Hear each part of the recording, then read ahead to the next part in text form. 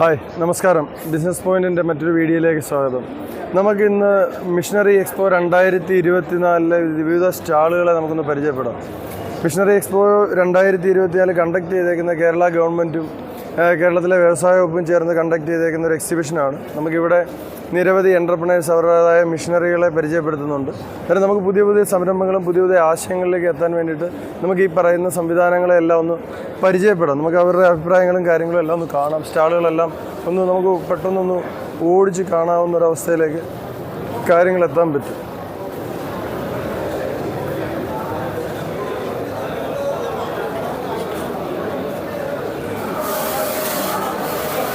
നമുക്കിവിടെ ഇപ്പം സ്റ്റാളിൻ്റെ ഒരു സമാപനം ആയതുകൊണ്ടാണ് സ്റ്റാളുകൾ ഒഴിഞ്ഞു കിടക്കുന്നത്. പക്ഷേ ഇവിടെ നമുക്ക് വ്യവസായത്തിൻ്റെ നിരവധി സ്കീമുകൾ, ഏതൊക്കെ ലോണുകൾ ലഭിക്കും, ഏതൊക്കെ സബ്സിഡികൾ കിട്ടും, ഇങ്ങനെയുള്ള സ്കീമുകളെല്ലാം തന്നെ നമുക്ക് വ്യവസായ വകുപ്പുമായിട്ട് കോർഡിനേറ്റ് ചെയ്തുകൊണ്ട് നമുക്ക് അറിയാൻ പറ്റുന്നതാണ്.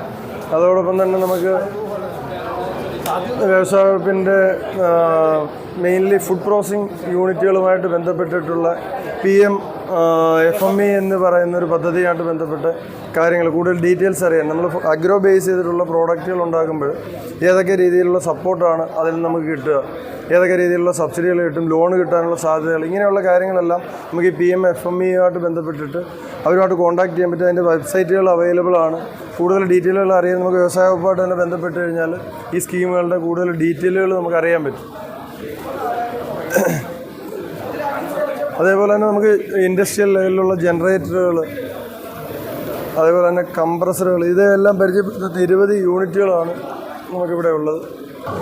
നിരവധി സ്കീമുകളെ പറ്റിയിട്ടും സബ്സിഡികളെ പറ്റിയിട്ടും അല്ലെങ്കിൽ ഗവൺമെൻറ്റുമായിട്ട് ബന്ധപ്പെട്ട പ്രോജക്റ്റുകളെ പറ്റിയിട്ടും എല്ലാം തന്നെ എക്സ്പ്ലെയിൻ ചെയ്ത് കൊടുക്കാനും വളരെ വെൽ ഓർഗനൈസ്ഡ് ആയിട്ടാണ് വ്യവസായം ഈ പറയുന്ന എക്സിബിഷൻസ് കണ്ടക്ട് ചെയ്തിരിക്കുന്നത്. വളരെയധികം പ്രൊമോഷൻസ് കൊടുക്കുകയും ഈ ഇൻഡസ്ട്രിയായിട്ട് ബന്ധപ്പെട്ട എല്ലാ ആൾക്കാർക്കും ഇതിൻ്റെ ഇൻഫർമേഷൻസ് കൊടുക്കുകയും എല്ലാവരെയും വന്നിട്ട് ഒരേ പ്ലാറ്റ്ഫോമിൽ, അതായത് would working machines, CNC machines, അതേപോലെ തന്നെ food processing machines, construction machines, അതേപോലെ തന്നെ നിരവധി പേപ്പർ റിലേറ്റഡുള്ള മെഷീൻസ്, ഇങ്ങനെയുള്ള മെഷീൻസിൻ്റെ എല്ലാം സപ്ലയേഴ്സിനെ ഒരേ പ്ലാറ്റ്ഫോമിൽ കാണാനും പ്രൈസുകൾ അറിയാനും അതിൻ്റെ റോ മെറ്റീരിയലിനെ പറ്റിയിട്ടും പ്രോഫിറ്റബിലിറ്റി പറ്റിയിട്ടും അറിയാനും കമ്പയർ ചെയ്തുകൊണ്ട് തന്നെ നമുക്ക് ഏത് പ്രോഡക്റ്റ് എടുക്കണം അല്ലെങ്കിൽ പുതിയൊരു ആശയം എങ്ങനെ ഇംപ്ലിമെൻറ്റ് ചെയ്യണം എല്ലാം നോക്കാൻ പറ്റുന്ന ഒരു മികച്ചൊരു ഓപ്പർച്യൂണിറ്റിയാണ്.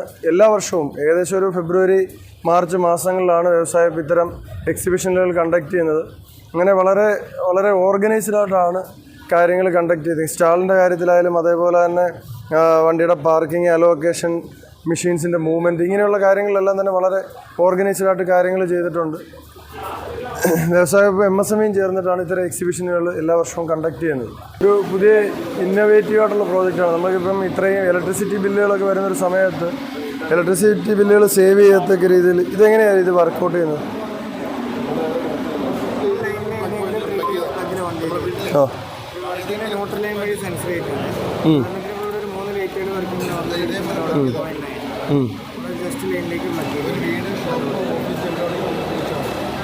ഓക്കെ, ആൾമോസ്റ്റ് ഒരു 30 to 40% ഡിഡക്ഷൻ ഉണ്ടാവും ഈ സാധനം പ്ലഗ് ചെയ്ത്. ഇതെങ്ങനെയാണ് അതിൻ്റെ വർക്കിംഗ്? എങ്ങനെയാണ് പവർ ഫാക്ടർ കറക്ഷനാണ്. Okay okay. എന്ത് കോസ്റ്റാണ് ഇതിന് വരുന്നത്? Okay okay. സ്റ്റാളിൽ വന്നിട്ട് ചെയ്യുകയാണെങ്കിൽ 2000 രൂപയ്ക്ക് നമുക്ക് ചെയ്യാൻ പറ്റും. എവിടെയായിരുന്നു നിങ്ങളുടെ കമ്പനി വരുന്നത്? തിരുവനന്തപുരമാണ്. Okay okay. ട്രിവാൻഡ്രം ബേസ് ചെയ്തിട്ട് കമ്പനിയുടെ പേര് ദേവശ്രീ ഇലക്ട്രോണിക്സ് എന്ന് പറയുന്ന കമ്പനിയാണ്. നമുക്കൊരു 30% വരെ ഇലക്ട്രിസിറ്റി, ഒരു പുതിയ ടെക്നോളജിയാണ്. ഇലക്ട്രിസിറ്റി നമുക്ക് സേവ് ചെയ്യാൻ പറ്റും. കറണ്ട് ചാർജ് വളരെയധികം കുറയ്ക്കാൻ പറ്റുന്ന രീതിയിലുള്ള ഒരു സംവിധാനമാണിത്. നമസ്കാരം. അപ്പോൾ എന്തൊക്കെ മെഷീനുകളാണ് ഇവിടെ വരുന്നത്? പാക്കിംഗ് മെഷീൻസാണ് മെയിനായിട്ട് വരുന്നത്. നമുക്ക് അന്നേരം ഏതൊക്കെ സാധനങ്ങളാണ് ഇവിടെ പാക്ക് ചെയ്യാൻ പറ്റുക? മെയിൻലി ഇത് ഫുഡ് ഇൻഡസ്ട്രിക്ക് ഉള്ളതാണോ? ഫുഡ് ഇൻഡസ്ട്രിക്ക് ഉള്ളത് പാക്ക് ചെയ്യാം. നമുക്ക് ഈ മുളക് പൊടി, മല്ലിപ്പൊടിയൊക്കെ ചെറിയ ചെറിയ യൂണിറ്റുകളുണ്ടല്ലോ, അന്നേരം അത്തരം യൂണിറ്റുകൾക്ക് നമുക്ക് ഏത് തരത്തിലുള്ള ഒരു പാക്കിംഗ് മെഷീൻ ആയിരിക്കും ഉപയോഗിക്കാൻ പറ്റും? അതെ, ഓക്കെ. സീലറാണ്, ഹാൻഡ് സീലറാണ് ഏറ്റവും ബേസ് മോഡൽ ചെയ്യാൻ പറ്റും. എന്നാൽ ചെറിയ യൂണിറ്റുകളൊക്കെ ആണെങ്കിൽ ഹാൻഡ് സീലർ നമുക്ക് ഉപയോഗിക്കാൻ പറ്റും. കുറച്ചുകൂടെ കാര്യമായിട്ട് നമുക്കൊരു ബ്രാൻഡ് ചെയ്തിട്ടൊരു 4 mm തിക്നെസ്സിലൊക്കെ സീലിംഗ് വേണമെന്നുണ്ടെങ്കിൽ ഏത്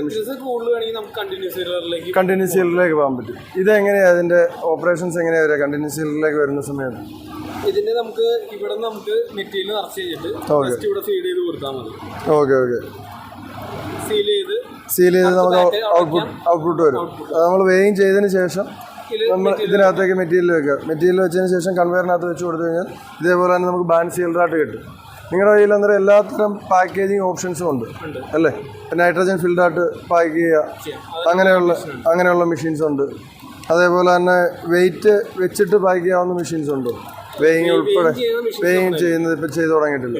അല്ലാതെ ബാക്കിയുള്ള രീതിയിലുള്ള കൺസീൽഡ് ആയിട്ടുള്ള ബോട്ടിൽസ് പാക്ക് ചെയ്യാനുള്ളതുണ്ട്. അങ്ങനെയുള്ള എല്ലാ പാക്കേജിങ്സും ഉണ്ട്. അത് നമ്മുടെ കമ്പനി എവിടെയായിട്ടാണ് വരിക? അങ്കമാലിയിൽ വേങ്ങൂര്. ഓക്കെ. മാപ്പാക്സ് അല്ലേ? Okay, thank U. അങ്ങനെയുള്ള എന്തെങ്കിലും ഉണ്ടെങ്കിൽ തരാം. ശരി. ഇൻസുലേറ്റർ ആണല്ലേ? നമുക്ക് ഇതിനകത്ത് എന്താണ് നിങ്ങളുടെ ഒരു ഇൻസുലേറ്ററിന്റെ പ്രത്യേകതയായിട്ട് നമുക്ക് എന്താ പറയാൻ പറ്റും? എല്ലാം ചെയ്യാൻ പറ്റും. ഏത് വേണമെങ്കിലും നമുക്ക് ഇതിനകത്ത് ചെയ്യാൻ പറ്റും. അന്നേരം ഈ ഇപ്പോഴത്തെ ശരിക്കുള്ളൊരു പ്രശ്നമാണല്ലോ വേസ്റ്റ് മാനേജ്മെന്റ് എന്ന് പറയുന്നത്. അന്നേരം വേസ്റ്റ് മാനേജ്മെന്റിന് ഒരു സിംഗിൾ സൊല്യൂഷനാണ് ഈ പറയുന്ന കാര്യങ്ങൾ അല്ലേ? അതായത് നമുക്ക് ഫുഡ് വേസ്റ്റ് ഉൾപ്പെടെയുള്ള കാര്യങ്ങൾ ചെയ്യാൻ പറ്റും. ഫുഡ് വേസ്റ്റും ഡൈപ്പറും എല്ലാം കത്തിക്കാൻ പറ്റും. അന്നേരം അങ്ങനെ ഒരു ഓപ്ഷൻ എനിക്ക് തോന്നുന്നു നിങ്ങളാണ് ചെയ്ത് വന്നേക്കുന്നതെന്നല്ല. നോർമലി വരുന്നതെല്ലാം തന്നെ ഒരു വെറ്റ് വേസ്റ്റ് കത്തിക്കാൻ പറ്റുന്നൊരു ഓപ്ഷൻ ഇല്ല. അത് എല്ലാവരും നോക്കിക്കൊണ്ടിരിക്കും. ഇതെന്ന് പറയുമ്പോൾ ഇതിൻ്റെ ആപ്ലിക്കേഷൻസ് എവിടെയൊക്കെയാണ് വരുന്നത്? മെയിനായിട്ട് ഈ റെസിഡൻഷ്യൽ ഏരിയകളിലും ഈ പറയുന്ന ചെറിയ സ്ഥലങ്ങളിൽ ഈ ഹോട്ടലുകളിലെല്ലാം നമുക്ക് യൂസ് ചെയ്യാൻ പറ്റുമല്ലോ. എല്ലായിടത്തേക്കും ചെയ്യാൻ പറ്റും. ഇതെങ്ങനെ ഇതിൻ്റെ ഒരു ഓപ്പറേഷൻസ് വരുന്നത് എങ്ങനെ? വെയിറ്റ് വേസ്റ്റ് ആണെങ്കിൽ നമുക്ക് ഇവിടെ മുകളിലിടാം. അങ്ങനെയുള്ള എല്ലാം മുകളിലിടാം. അല്ലാത്ത വേസ്റ്റ് ഒക്കെ ആണെങ്കിൽ താഴെ എല്ലാം താഴെ ഇടാൻ പറ്റും. എത്ര കപ്പാസിറ്റി എത്ര മുതൽ എത്ര വരെയാണ് സ്റ്റാർട്ടിങ്? അതിന് മുകളിലേക്ക് നമുക്ക് എത്ര വലിയ പ്രോജക്റ്റ് വേണമെങ്കിലും നമുക്ക് ചെയ്യാം. ശരി. എവിടെയാണ് നിങ്ങളുടെ കമ്പനി വരുന്നത്? എവിടെ? വൈറ്റിലല്ല. കമ്പനിയുടെ പേര് Wilcom. Okay okay, thank you. ശരി.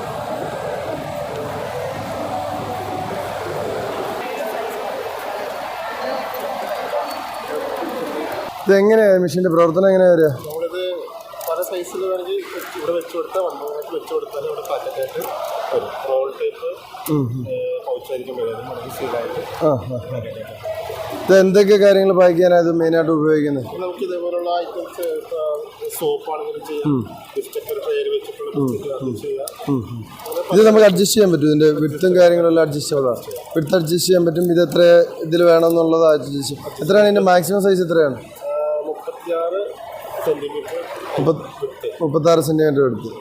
ഓക്കെ, 36 സെൻറ്റിമീറ്റർ വിട്ട് വരെയുള്ള ഏത് സാധനം വേണമെങ്കിലും സോളിഡായിട്ടുള്ള എന്ത് സാധനങ്ങൾ വേണമെങ്കിലും നമുക്ക് പാക്ക് ചെയ്യാൻ പറ്റും. സോളിഡായിട്ടുള്ള ഷേപ്പുള്ള എന്ത് സാധനങ്ങൾ വേണമെങ്കിലും നമുക്ക് പാക്ക് ചെയ്യാൻ പറ്റും.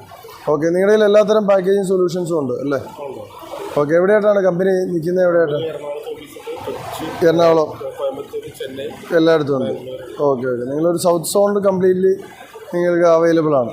എല്ലാവിധ പാക്കേജിങ്സും ഫുഡ് ഐറ്റംസ് ആണ് മെയിനായിട്ടും പാക്കേജിങ്ങിൽ വരുന്നതല്ലേ? ഏത് പാക്കേജിങ്ങും ഉണ്ട്. Okay okay. എറണാകുളത്ത് എവിടെയായിട്ടാണ് ഓഫീസ് വരുന്നത്? കമ്പനിയുടെ പേര് Sampack. Okay okay, thank you. ഈ നമ്പറിൽ വിളിച്ചാൽ നമസ്കാരം. എന്തൊക്കെ മെഷീനറിയാണ് നിങ്ങൾ ചെയ്യുന്നത്?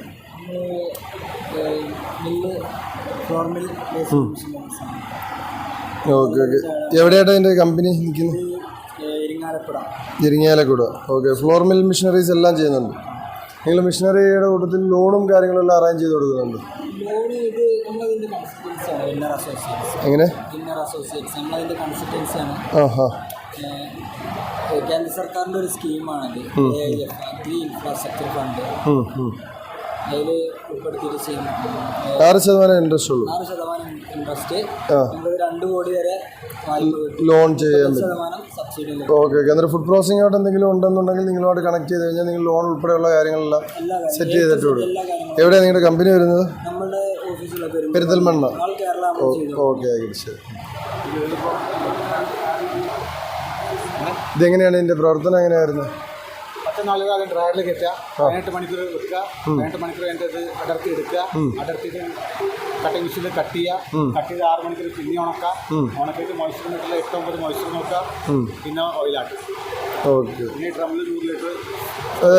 നാച്ചുറലി കോക്കനട്ട് ഓയിലാണോ അതോ വെർജിനും വെർജിൻ വരില്ല? വെർജിൻ അല്ല, കോക്കനട്ട് ഓയിലായിട്ട് തന്നെ വരും. ഇതെന്ത് വരും ഫുൾ യൂണിറ്റ് ആയിട്ട് വരുമ്പോൾ? 4,09,000 GST. ഓക്കെ. ഇത് വേറെ എന്തൊക്കെയാണ് എല്ലാം ചെയ്യാൻ പറ്റും? എന്ത് സീഡായാലും ചെയ്യാൻ പറ്റും. എവിടെ കമ്പനി വരുന്നത്? തൃശ്ശൂരാണ്. ശരി.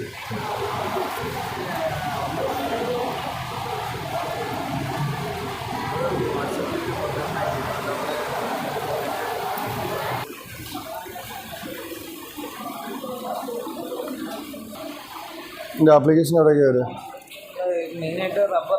നമ്മളിപ്പോൾ ഒരു റബ്ബർ പ്രോഡക്റ്റ് എന്ന് പറയുന്നത് ഓരോ റബ്ബർ പ്രോഡക്റ്റുകൾക്കും വേറെ വേറെ ഇപ്പം ടയറിന് ഉപയോഗിക്കുന്ന റോ മെറ്റീരിയൽ എല്ലായിരിക്കും വേറൊരു സാധനം. ഓരോന്നിനും ഓരോ പ്രോപ്പർട്ടി ഉണ്ട്.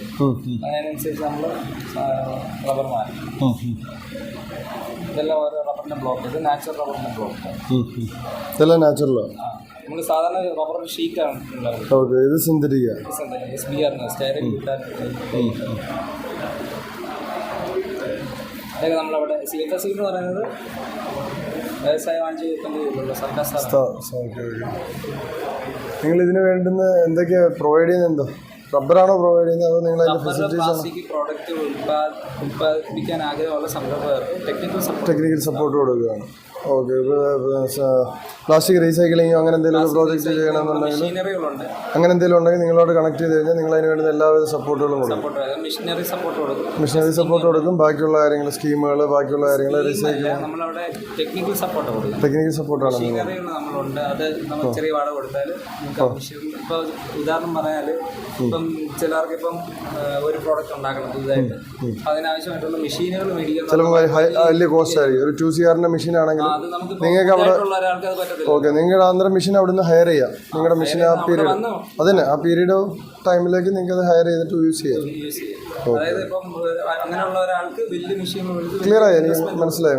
ചിലപ്പോൾ ഒരു മാസം അവർക്ക് ഒരു ചിലപ്പോൾ 10 മണിക്കൂറത്തെ യൂസേ ഉണ്ടാവുള്ളൂ. അത്രയും പ്രൊഡക്ഷൻ മതിയായിരിക്കും. പക്ഷെ അതിന് വേണ്ടിയിട്ട് അന്നേരം അവർ അത്രയും വലിയ മെഷീൻ മേടിക്കേണ്ടി വരില്ല.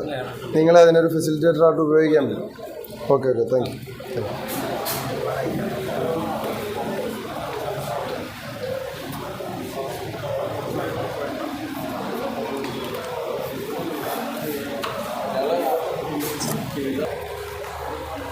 ഇതെന്തൊക്കെയാണ് പ്രോഡക്റ്റുകൾ? എന്തൊക്കെയാണ് ഇതെവിടെ ചെയ്യുന്നത്? എവിടെ?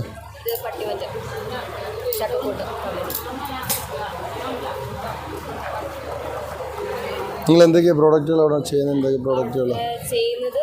സ്ക്വാഷ്, ജാക്ക് ഫ്രൂട്ടിൻ്റെയും പാഷൻ ഫ്രൂട്ടിൻ്റെയും സ്ക്വാഷ്, പാഷൻ ഫ്രൂട്ടിൻ്റെയും ജാക്ക് ഫ്രൂട്ടിൻ്റെയും ജാം വരുന്നുണ്ട്.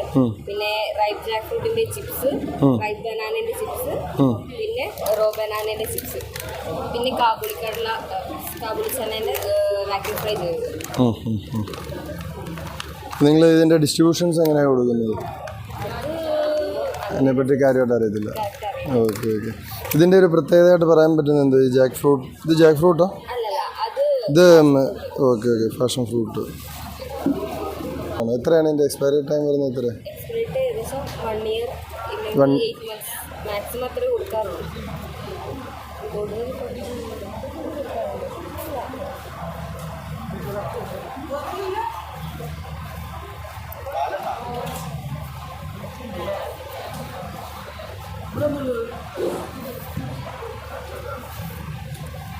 നിങ്ങൾ ഇവിടെ കണ്ടൊരു ഇതിൻ്റെ ഉണ്ടായിരുന്നല്ലോ, ഈ കരിക്കിൻ്റെ ഒരു ബനാന